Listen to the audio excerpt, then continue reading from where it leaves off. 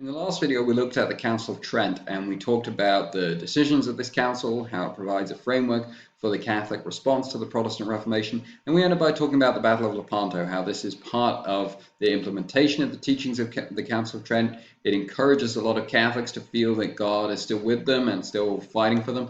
It reflects the growing expansion of European influence across the globe, which is still growing at the same time as Europe itself is experiencing religious division. So we have religious divisions inside of Europe, but outside Europe, the influence of Europe on a global scale is increasing. Now, in this video, we're going to talk in a little more detail about Counter-Reformation spirituality. Counter-Reformation spirituality, which is very much shaped by the Renaissance. And so we've seen that the Renaissance plays an interesting role in the Reformation here, that it is part of the response to the Reformation. It's in some way, the Reformation is an extension of the Renaissance. In some way, it's a rebellion against the Renaissance. With Counter-Reformation spirituality, we see the promotion of sensory experience in a way that is different from the Protestant Reformation, but in a way that's consistent with the Renaissance. And so there's definitely a promotion here among Counter-Reformation Catholic leaders that the sensory experiences of them that are found in the mind, but that begin with the senses, sight, touch, taste, and smell, that these can turn the mind towards God, can help encourage the individual to practice Christianity. And so this is very much consistent with a response to the Protestant destruction of art, whereas Calvin and Zwingli saw art as a distraction, distracting the mind from thinking about God and focusing on the Word of God. Counter-Reformation Catholic leaders saw art as a way to promote Christianity, to encourage the mind to turn towards God. The other way that we're going to see the culture of the Renaissance lived out in the Catholic Counter-Reformation is the promotion of individuals. That different individuals are going to be leaders of the Counter-Reformation, just as different individuals were leaders of the Renaissance. And so the church is going to be reformed, but it's going to be reformed through individual example as much as through changes in doctrine. There aren't going to be any changes in doctrine, in fact. Bishops and priests encourage the laity to participate in the sacraments, so that's part of this doubling down on Catholic teaching and encouraging the laity to share in the sacraments as a way of sharing in the graces, gaining the graces that the church was making available. In Spain, we have the work of Teresa of Avila, who reformed the Carmelite order, so another order, an older order with a male and a female branch. Teresa of Avila worked with her great friend John of the Cross in order to make this order more less corrupt than it had been before and more focused on spiritual works. Teresa, whose writing, some of whose writing you're going to read for this week, she received a Renaissance education. Notice the way that she's depicted here. She's depicted as a Renaissance woman, as a woman of education, as a woman of letters. She's also depicted in the same way that we've seen some of those self-portraits. If we think back to Renaissance art, the light of inspiration is coming directly from God to her. That's very consistent with the Renaissance as well. And then we have this very sensory sculpture we see here where the angel represents the love of God, piercing the soul of Teresa, and there's an expression here that's consistent with the Renaissance, which is trying to imagine the sensory experience of the love of God. What does it mean to experience the love of God? Teresa emphasized mental prayer and poverty, that these were aspects of the life of the Carmelite nuns, this order that she had joined that had fallen into disuse. She removes or reduces the number of visitors who came to the convent each day, and the visitors were used as an excuse to dispense with the poverty that was supposed to be the way that this community lived. So the community was supposed to live in poverty because that was a way of concentrating the mind on God and concentrating on eternal things. However, they were also supposed to be hospitable to their guests. And so the way that some houses had got around this was by having guests on a regular basis and using this as an excuse to have 5-course meals. And so Teresa reduces the number of guests, and she develops new convents, new Carmelite convents that focus on mental prayer and focus on poverty. Most famously, they did not wear shoes, or they did not wear socks. This was a way of exposing, being discalced or being barefoot, exposing your feet to the elements, again, as a way of rejecting worldly things and focusing on what would be eternal. And so John helps her reform the friars in the same order. What's important to note is that both these leaders of the Counter-Reformation were oppressed by Catholic opponents. So we have the Protestants, different groups here. We have the Protestants who want reform for political reasons, people like Henry VIII. We have Protestants who want reform for theological reasons, like Martin Luther, and of course, those two priorities overlap. We have Catholics who want reform, like Pius V and Teresa of Avila, and we have Catholics who don't want reform, like the opponents of Teresa and John of the Cross here. John of the Cross was imprisoned in a cell. He was flogged. There were many influential people in the Catholic Church who did not want to focus on mental prayer and poverty.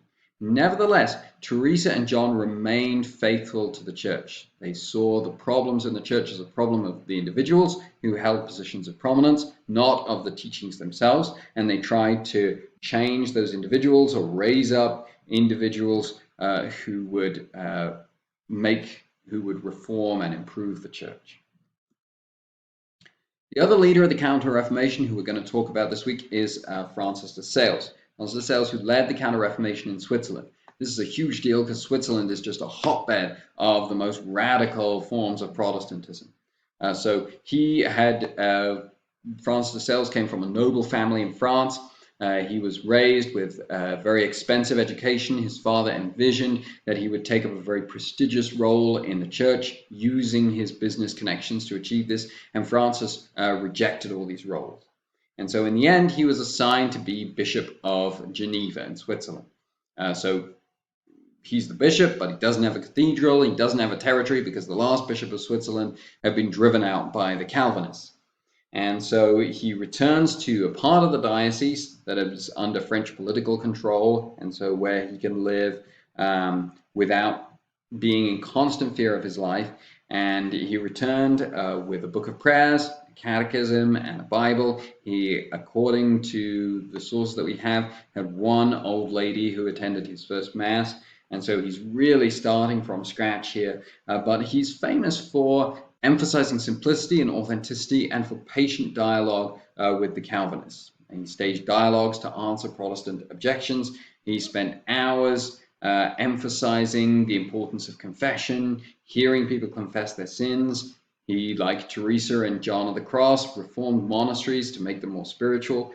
He focused on teaching children the faith, and we're told that children wanted to work for him, would go out late at night and would sort of post leaflets promoting Catholicism through people's mailboxes. And this was a way of pushing back against Protestantism in Switzerland. And in the end, it was partly successful. Today, Switzerland is partly Protestant and partly Catholic. And the fact that part of it is Catholic at all is a tribute to Francis de Sales, because up until he arrived, Protestantism had just been winning at every point in Switzerland and becoming more and more radical. So the fact that Francis was able to bring people back to embracing Catholicism is a major achievement. We're going to end today by looking at this painting of the conversion of St. Matthew by Caravaggio. So now this was painted in 1600, making the transition from Renaissance art to Baroque art. The story of the conversion or the calling of Matthew is still a gripping story that people often take for granted. Matthew was a tax collector, one of the more hated classes in the Jewish society at the time, because he was basically a Jew who had sold out to the Roman occupying conquerors. And he's called by Jesus to be one of his disciples. When we look at this picture, there's some debate as to whether Matthew is this person here, he's sort of saying, me? You're really calling me? Or is this person here? And so then this person is pointing to this person. Matthew is so ashamed that he refuses to even look up at Jesus.